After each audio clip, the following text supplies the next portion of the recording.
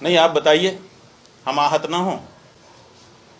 अगर हम अपने सचिव, हमारा सचिव है, मान लो सचिव माने सचिव कहो चाहे मंत्री कहो, एक ही होता है, और हमारा जो मुख्य सचिव है उसको हम प्राइम मिनिस्टर घोषित कर दें, उनको चोट लगेगी कि नहीं लगेगी? जो राजनीतिक शब्दावली है अगर उसको हम अपने यहाँ लगा दें तो उनको चोट लगेगी। तो जब धार्मिक शब्दावली है उसको वो लगाएंगे तो हमको चोट नहीं लगेगी। तीर्थ का मतलब क्या होता है? शास्त्रों में तीर्थ का मतलब बताया गया है कि वो जगह जहाँ के पानी में नहाने से पाप धुल जाते हैं। तो बताइए, प्राइम मिनिस्टर आवास में कौन सा वो पानी है जिसमें नहाने से हमारे पाप धुल जाएंगे? एक बात। और दूसरे, क्या हमको वहां पर नहाने के लिए जाने मिलेगा? तीर्थ में तो सबका निर्बाध प्रवेश है, प्रधानमंत्री आवास में कहाँ निर्बाध हमारा प्रवेश है? तो ना तो हमारा प्रवेश है, और प्रवेश भी होगा तो वहां पर जाने से हमारे पाप तो धुलने वाले नहीं है। और तीसरी बात यह है कि ये पवित्र शब्द है तीर्थ, वहां पर कोई रोक नहीं है। प्रधानमंत्री आवास में या कार्यालय में कोई भी व्यक्ति नौकरी कर सकता है, वो हिंदू भी हो सकता है, वो मुसलमान भी हो सकता है, कोई ईसाई भी हो सकता है। वो जूता ही पहन करके जाने का नियम है, नंगे पांव तो जाया ही नहीं है। पूरे तीर्थ में चमड़े का जूता पहन करके लोग घूमेंगे। उसमें से मांसाहारी भी बहुत से होंगे, वो जब टिफिन घर से लेकर आएंगे तो मांस भी ले आएंगे, वहीं बैठ करके खाएंगे।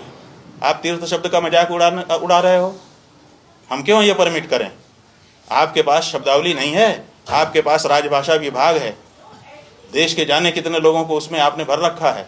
आप राजभाषा विभाग से बोलिए, वो कोई शब्द आपको अच्छा सा चुन करके बताए।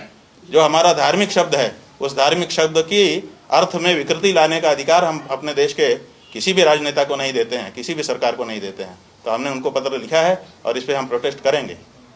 ये नहीं हो सकता है कि प्रधानमंत्री कार्यालय जहाँ साम दाम दंड भेद हो रहा है, जहाँ पर षड्यंत्र हो रहे हैं, जहाँ पर तरह तरह की ऐसी योजनाएं बनाई जा रही हैं, जहाँ पर इस तरह से धर्म विरुद्ध व्यवहार है, वहाँ कैसे तीर्थ शब्द का प्रयोग होगा?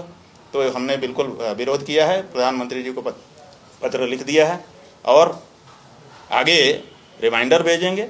अगर आवश्यकता पड़ी तो हम न्यायालय भी जाएंगे, जनता के बीच में भी जाएंगे, लेकिन हम ये स्वीकार नहीं करते हैं। देखिए, चुप रह जाने से फिर और आगे बात बढ़ेगी, फिर और आगे बात बढ़ेगी, कोई भी अपने आप को कुछ भी घोषित कर लेगा। तो ये कहीं तो इसको रोकना पड़ेगा। और जब प्रधानमंत्री के स्तर पर कोई बात होती है, कोई छोटा मोटा कोई कर दे तो उतना ध्यान नहीं देते हैं, लेकिन ये तो प्रधानमंत्री के स्तर पर हो रही है, और भारत में तो राष्ट्रपति से भी ज़्यादा प्रधानमंत्री का प्रभाव है। तो ऐसी परिस्थिति में इसका मतलब है कि राष्ट्र का सर्वोच्च स्थान इस तरह की चेष्टा कर रहा है जो कि धर्म को क्षति पहुंचाने वाली है, तीर्थ शब्द के अर्थ में विकृति लाने वाली है।